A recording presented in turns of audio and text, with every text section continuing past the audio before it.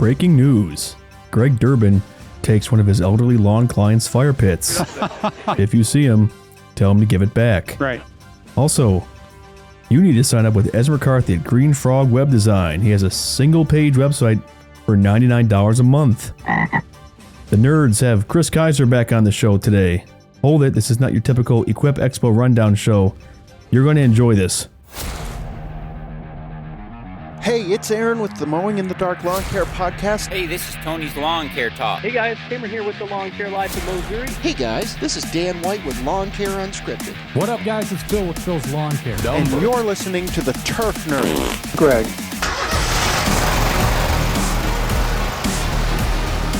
Well, Greg, we're 84 days out from the expo. We're getting excited. We got our friend Kris Kiser back on the show. Kris, we're this far out. What's the energy like behind the scenes right now? Like, paint this picture here for us.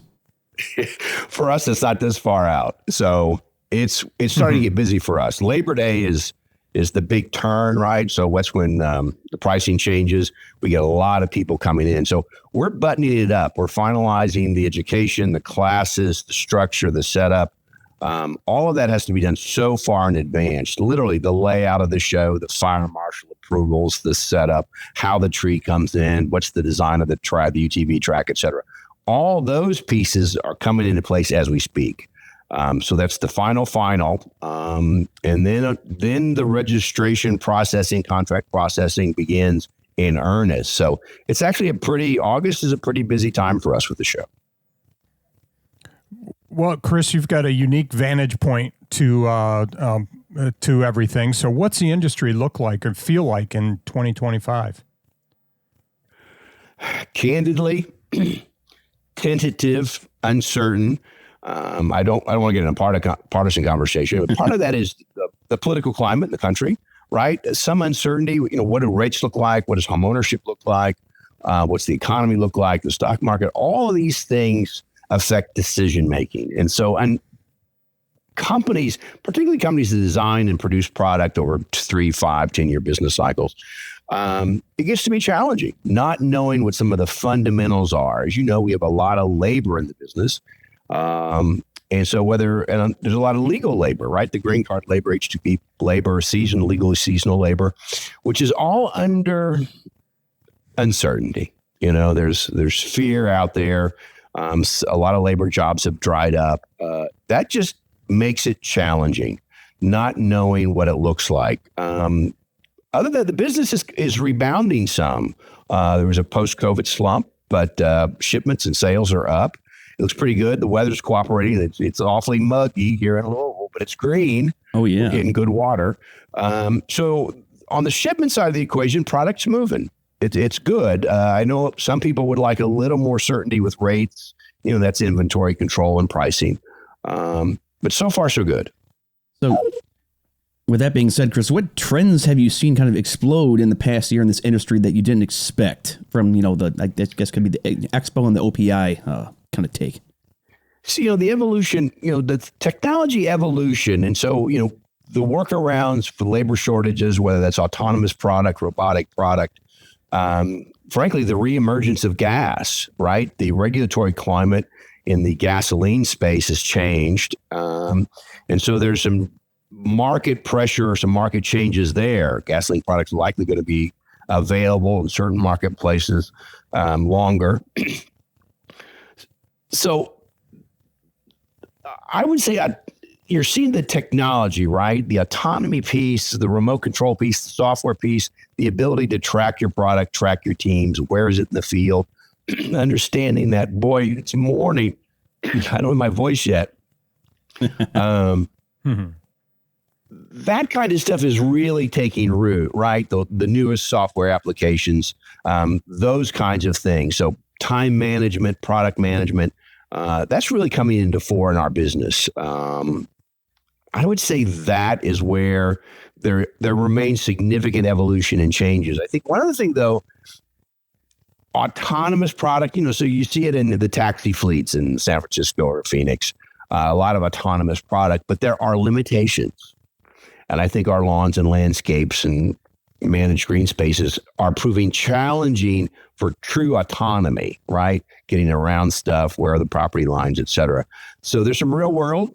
Now that these products are available and they're finding their way into the commercial space, those real world challenges will surface. So battery, right? Well, if it's on a slope, if it's tall grass, is it wet, is it cold? Those things affect battery performance. Well, we're realizing what they look like now in a commercial marketplace. That's interesting. You said something about the reemergence of gas, and then you said that something's longer. So were you implying that like some cities or states were going to say, okay, no more gas, and then they've since changed? Is that what you meant by that? California in particular, right? So it's the largest marketplace in the country. Mm-hmm. California had said no more gas by X date. Right. But what's happened is that's been challenged. So the federal administration, EPA, has to grant a waiver for California to enforce those regulations. They're clawing back that waiver, which was issued in the prior administration, creating a great deal of uncertainty about whether California will be able to implement the laws they have on the books. They're also being challenged. We're challenging one aspect of it, the oil and gas industry, AFPM, American Fuel and Petrochemical Makers, challenging another piece of it. Those are winding their way through the courts. Because of the size of that marketplace, it can have a chilling effect there and the states immediately surrounding them in particular. That's all under question. We know for certain that the early hardline dates on replacement engines, warranty product, and initial sales in the initial ban years will not go into effect. So manufacturers have a longer lead time in California to sell product. So that changes the marketplace. Because I thought California had already said no more new gas sales or combustion engine sales. Everything had to go electric. So were they still allowing them, or I guess I'm trying to understand that. That's California's position. You have to understand that the ability to enforce that law requires the federal government. The feds, EPA, has to issue what's called a waiver, allowing them to enforce the law on the books. That had been granted, but they're clawing it back. Okay. So California may not be able to implement a law they put on the books. And they know the delay now, the implementation dates, the enforcement dates are not going to hold just because of the timelines of how this is sorting itself out. Now they've already begun to lose California. They see the handwriting on the wall. They've already loosened up some of the the replacement engines moving into the state on warranty claims. I never thought about that. They're going to allow that. They're going to allow a lot more of that they said they would not allow. They're also coming into some real world stuff, chainsaws in particular for the forest fighting, portable generators, things they need that might not necessarily work in a battery application where there's no power. I mean, they're in a region where there's no power after storm or fire. What happens when the batteries run out? So they're coming up with some real world challenges to the law they put on the books, and they're making some changes. So it's just in flux. Again, it's one of those things that manufacturers, dealers, distributors don't like uncertainty. They like to know what they can sell, where and when and what conditions. That's just in question. Okay. Yeah, that's got to be tough for those guys over there. So what's something you think people are overhyping right now? Do you see anything that you feel like is being overhyped? Well, sure. It's a setup question. I know. One person's hype. Yeah, well, one person's hype is another person's marketing, right? And so lots of folks in this space, whether they're selling a battery product or robotic product or an autonomous product or remote control product, that's the best thing since sliced bread, right? And so I give it to the marketers. But a lot of folks, I think what we're finding is, limits to autonomy, limits to robotics. That's coming. It's coming along. But you see the exact same thing in the automobile fleets. We see about it on the news all the time, right? The rogue taxi, or it didn't drop somebody off. There are challenges with technologies in this space in their infancy. I think it's growing pains, right? And so that's kind of where we are. The other thing is you move, say, into the battery equation. Do you have enough techs in the space, right? So suddenly a lot of battery products available, but do you have the battery techs to service the product at dealers? That's the one thing for commercial operators. They need people that can service their product. There is, in some places, shortage of battery techs. So even though you can move the product, can you get it serviced? But it's catching up. We're getting there. But again, one person's hype is another person's marketing. So I love them all. We represent them all. And so it's go for it, fellas. That's a great way to say that, Kris. We're going to transition here to the state of the industry here. Let's just cover some growth challenges, innovations, where the industry is headed. So maybe you kind of already touched on this, Kris, earlier, but what's the biggest challenge facing the lawn and landscape pros today across the U.S.? Because you probably have a pretty good 30,000-foot bird's eye view over everything. Like, you probably hear things that Greg and I don't hear. I mean, we're kind of limited to where we live. So, well, it costs money to be in the business, right? So you're buying products. So what we're seeing, I think some manufacturers will say, instead of buying a $20,000 unit, they'll buy the $10,000 unit. People are a little more conservative. They're a little concerned. Again, there's uncertainty. What are rates going to look like? Home ownership, right? That's a big deal for us, right? Home sales are down. There are some challenges in the insurance marketplace. Florida, where I have a bunch of family. All kinds of challenges in the home marketplace right now. Homes are not selling. That's a lot of insurance challenges there is in that space, but it's also rates, also uncertainty in the market. People are just they're hanging on to their money. So those kinds of things will slow progress or slow investment. So everybody is just a little uncertain about where the marketplace is going to be, the stock market, et cetera. It's very strong right now. It's terrific, but people are not predicting that to stay that way. So that's the challenge. I just think, we're early on in a young administration, a new administration. This happens every 4 years. And hopefully it all sorts itself out. Trade and tariffs. Remember, manufacturers, the world got flat a long time ago. And so our manufacturers source product from across the globe. Lots of parts move across the globe. They manufacture in a lot of parts and product go across the Mexican border. Lots. Now that's all gotten complicated. Product inbound from China. What does the tariff structure look like? Because when it leaves China, the boat time. So again, the pricing of product,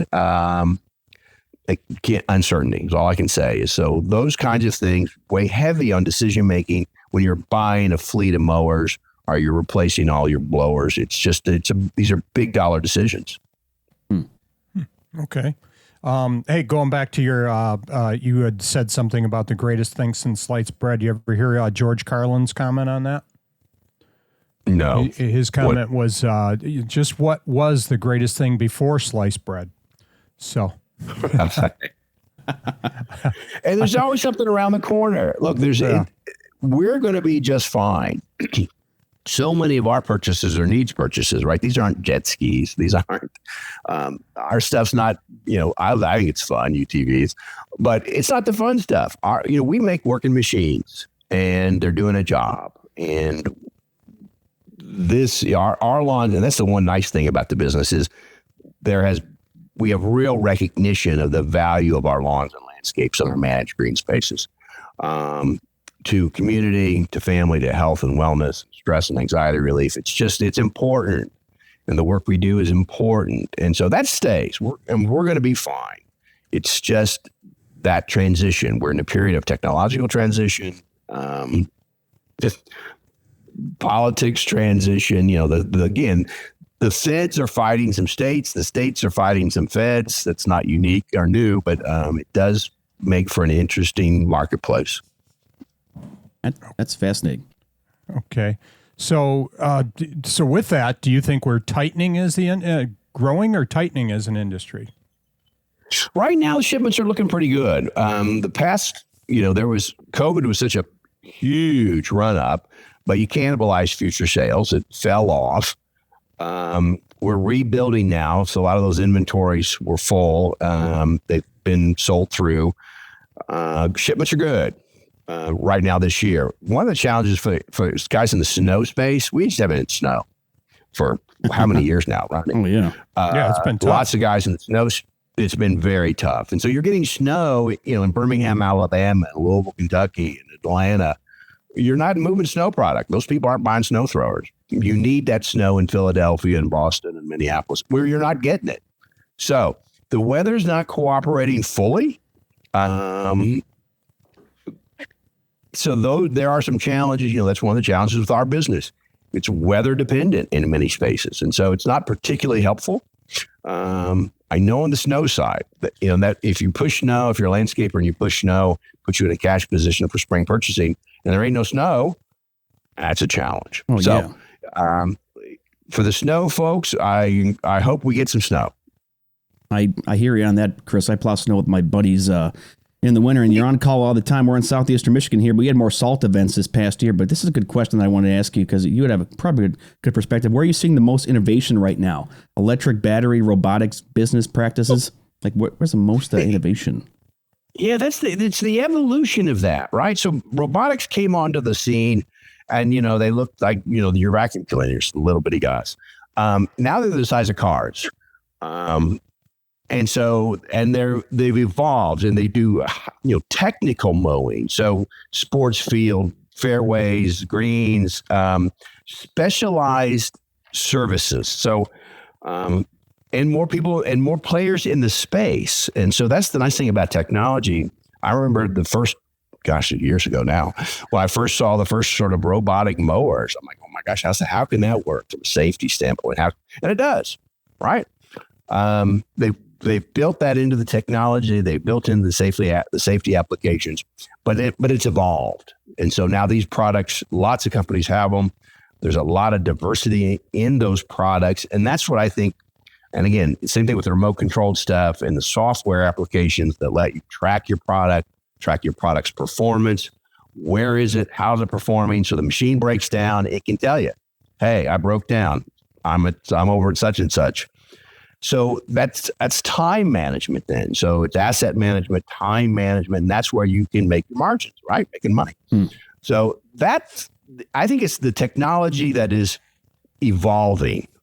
And labor issues will drive that, right? It will drive robotic stuff in the marketplace.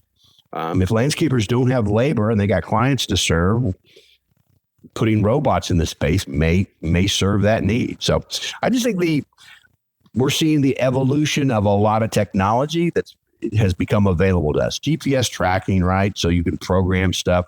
That's all becoming, the farmers do it now. It's unbelievably sophisticated. Get in a brand new John Deere tractor, sophisticated booger. And we're moving that direction. It's really interesting. We just saw a story, Evan and I just saw a story a couple weeks ago where in Detroit, they had a guy that was doing, he had robotics or autonomous mowers on the side of I-75. So he just picked them up. So it was quite interesting. And there was the tracks, the one that had the tracks, it didn't have the tires because of the slope. So it had to be able to hold the side of the hill rather than roll into an oncoming vehicle. So... See, that's the safety application. That's the nice thing about robotics or remote controlled units. You can put them on slopes. You can put them around water bodies. You can do the kinds of where there's what used to be very, very challenging. You can now do that with technology. Again, like the tractor, someone was showing me a tractor and they load into it these GPS coordinates and it has topography. It has rain, the rain data, weather data, sensor data. And it can tell you where the ground is wet, where the ground is saturated, where the machine can plow, where it can't plow. It's literally autonomous. So it's running a hillside and it makes a turn and it pulls the cultivator or the planter up because the ground's too soft or it's too wet. And it knows it. It knows it from satellite data. And then it goes back into the row. I mean, that's unbelievable efficiency. So I think, we're moving in that direction. Okay. So Do you think regulations playing or shaping how crews operate then in 2025? So you're going to probably see some regulation with that, or are we seeing regulation with, I forget what the program's called, where they're able to bring folks over from other countries?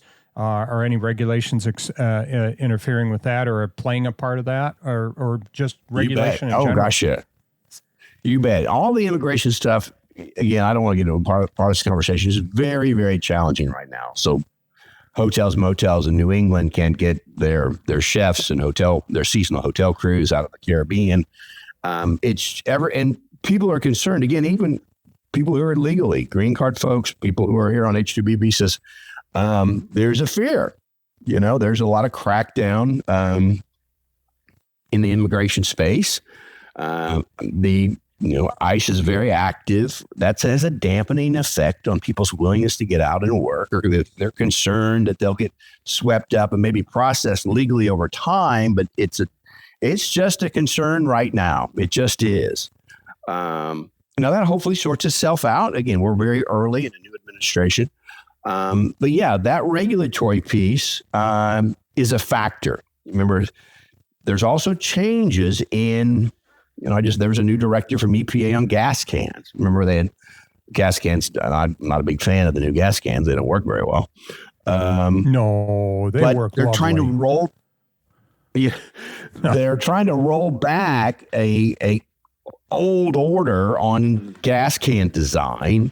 So they're trying to unwind a bunch of historic regulatory stuff. And I'm not saying that's good or bad. I'm just saying it's tough to figure out how to comply.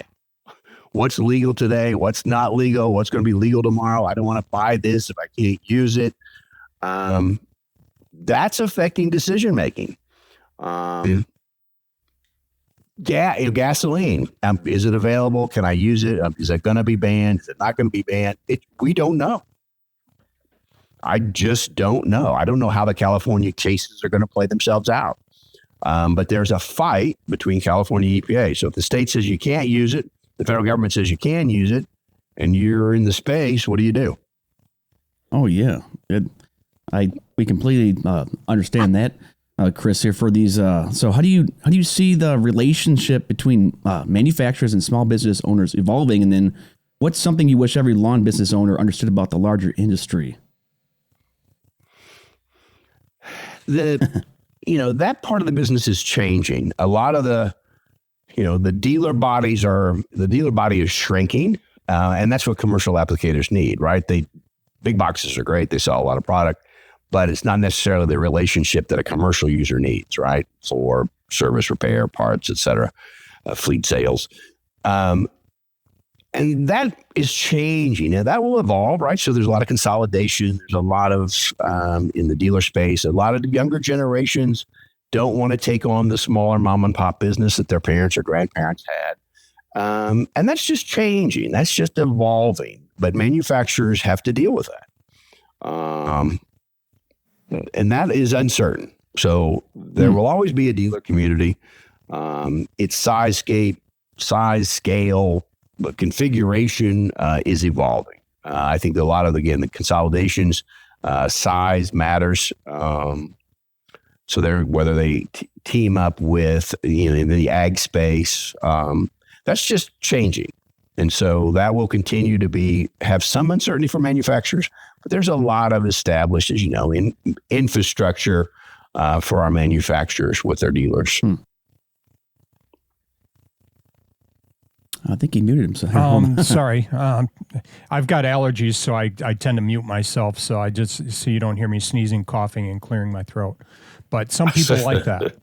So in what ways is Equip Expo more than just a trade show? And then maybe possibly with that is, how do you see, or how do you hear, what do you hear at the show to shape what's coming up in the following year? That's important because we do listen. Again, in times of uncertainty, the show is an important place. As you know, I'm a big fan, but remember, everybody who's been at the show has weathered an event, if you will. whatever problem you're having as a business, there's likely somebody at Expo, there's likely an attendee there that has dealt with something similarly and importantly succeeded or solved it. Expo is more than a show. I think if our new magazine is hitting doorsteps as we speak. And in it, I talk about, we're bigger than a ballroom. It's bigger than a demo day. It's bigger than, it's an event. It's an experience. It's a place where you can come, your company can come, your team can come to experience, to learn about new machines, new technology, test them before you invest. But importantly, take some classrooms, have some social time with one another, but importantly, peer-to-peer engagement. We give you the opportunity to be around socially and in classrooms and presentations, others similarly situated. That's where learning takes place, peer-to-peer. Hey, how did you survive COVID? How did you survive the drought? How did you deal with this crazy madness in California? Well, this is what we did. This is the latest tax change, the latest personnel change, the latest such and such change, the labor issues.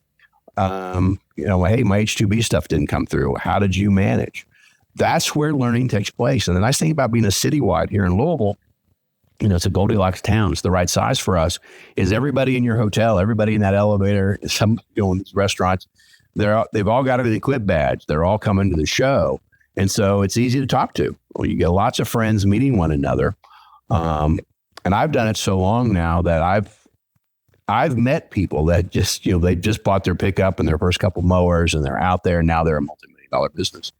And so it's that evolution. And that's what the show has become in its 42nd year. The fact that it's grown and evolved into a multi-day, many-channeled event, walk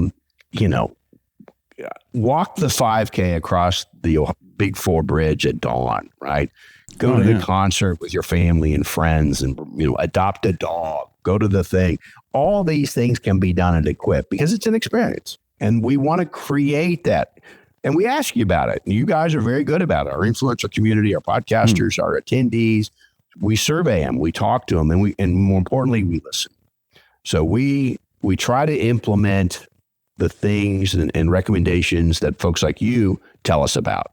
This was a problem. This was a success. I couldn't get in that class. What about this? Can we do, we talked to Altec. And so created this tree care arena. We also have a bunch of golf guys coming this year because we have some specialized stuff in that space. So we listen and we try to tailor it year over year, depending on what the needs are of our attendees. That's so great they actually listen. Kris, I should do more of that with my wife. That concert, though, guys, it's going to be a good show. It's big and rich concert with Gretchen Wilson. And remember, the show is October 21st through 24th. Filthy profit break for promo code TURFNERS, Greg. But how do you what new elements of Equip are most aligned where the industry is going because of maybe the newer and younger operators coming in? I mean, this is a great question about saying you guys listen. And it's a big, diverse audience. I study communications as a communicator. Back when there were rotary phones, we've got 5 or 6 generations in our space. And you talk to a 20-year-old very differently than you talk to a 30-year-old, very differently than a 40-year-old, very differently than a 50-year-old, very differently than a 60-year-old. That's a challenge. How do you find and reach people? You guys and other influencers and podcasters are key to that. So many media channels and opportunities, and people choose where they get their information from. Is how do you reach them? How do you talk to them? How do you engage them back? Our influencer audience, our podcast audience, et cetera, is key to that because it's real engagement, real talking. So the podcast row, we've moved them over to the C lobby now, where it's a much more attractive space. Energize the morning show where people talk to each other, amongst each other, and share. Hey, I had this huge problem. This is how I fixed it. Or this tax thing's really screwed me up on my inventory financing. How did you deal with that? There, as you've witnessed it, there's a big back and forth there. And so I think the old farts like me, pardon the expression, learn from young people. And there's something to experience. And I think young people can learn from, experience. The one trend we really are seeing are teams where companies are bringing groups of people. So if you want a team leading, 5, 10, 15 folks coming together, everybody's in their company logo outfits, and they're experiencing the show, whether it's equipment, whether it's classrooms, whether it's a concert, whether it's a reception, whether it's eating out, as they evolve as a team, as a working unit. That's a trend that's really taking root at Equip. So, so a small business owner, you think we can actually shape the future of the industry through OPI or Equip? And then what do you personally hope people walk away with from this year's Equip Expo? Yeah, OPI is the trade group. It's a trade association representing manufacturers. We do help shape the climate in which they operate. We represent their interests in Congress, before the administration, at EPA, at the California Air Resources Board. We bring the lawsuits. We defend, we challenge the ACPSC on certain matters. We do help shape the marketplace, the climate, the regulatory schemes that affect the business. And we work with like-minded folks, whether it's irrigation, hardscape, finance. We deal with a lot of finance people on the folks that finance your floor plans. That part of it, we are actively engaged with. Again, OPI is not, more than 70 years representing our manufacturers before Congress, and we partner with the dealer organizations, right, and the distributor organizations, and the aftermarket organization. We manage the aftermarket shop. So as a coordinated business unit, defending my job is to defend the industry, protect and promote it, right?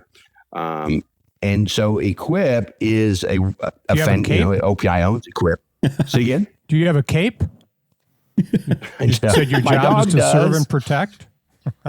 Yeah, my dog does. Turf Mutt. So that's right. The Turf Mutt, the foundation is, listen, we ought to, and this is, me, I believe this stuff. I'm very, very, very proud of the work this industry does. And I've heard it now from some of the influencer guys I work with is, they had a certain take on the work they do or did, right? And, I'm just a mow and blow guy, or I'm this, that. And it's like, no, you're part of a much, much larger infrastructure business. So the integrated business is huge, right? But importantly, you're creating outdoor spaces, green spaces. So if you're parks, that's, you're empowering community. You're connecting community to the outdoors. Nature starts at your back door. You're creating landscapes, and it really took off during COVID, was our outdoor spaces are extension of home. Cook outside, exercise outside, have an office outside, entertain outside, cook. That has truly evolved and truly rooted or rerouted. And you're part of a bigger equation. It's getting our kids off their devices. We're getting our dogs. We're getting them outside. We should feel good about that. And without our outdoor spaces, we don't have pollinators. We don't eat. We don't breathe. So this stuff's sequestering carbon. It's making oxygen. It's providing habitat.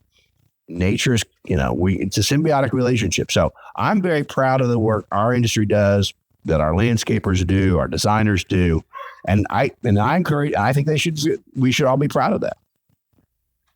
That's beautifully, that's a beautiful way to land the plane, Kris. We're gonna wrap it up here. It's an honor to have you on this show. This is a different show. We talked about the expo, but it wasn't the typical rundown. I think it can get on repeat over and over again. But this is, you've worded that perfectly, Kris, earlier when you talked about, hey, come to the show, network. This is where you can get blessed and get edified and be encouraged. Before we let you go, any last thoughts or something that we missed? It's not a public show. It's a B2B show. So it's business to business. The goal is to empower our attendees with the information, product knowledge, et cetera, that they need to grow their business, right? Our goal is to help people build their business, evolve their business, see the latest technology and product, yes, but engage with one another, to that end. It's bigger than, and again, this sounds like hype, but you've been there. It's bigger than a show. It's an experience. It's not a Super Bowl. one-day show. You got to come, plan, wear comfortable shoes. It's real world. And all I can say is you got to come. Perfect. Greg, did you have any? No, I just want to say thanks for joining us today, Kris. I know we got you up a little bit early, and that allows us to be able to get out and mow, so we appreciate that. But thanks for joining us, and let us know if there's anything we can do to help you out. And we look forward to hopefully running into you again this year. Again, He's everywhere, guys. Give your dog a little pet for me, Kris. I know, right? I appreciate it, fellas. And again, it's folks like you that help us educate the audience. It's hard to, so I'm very appreciative of your help for us. And so back at you. Thank you. And I look forward to seeing you.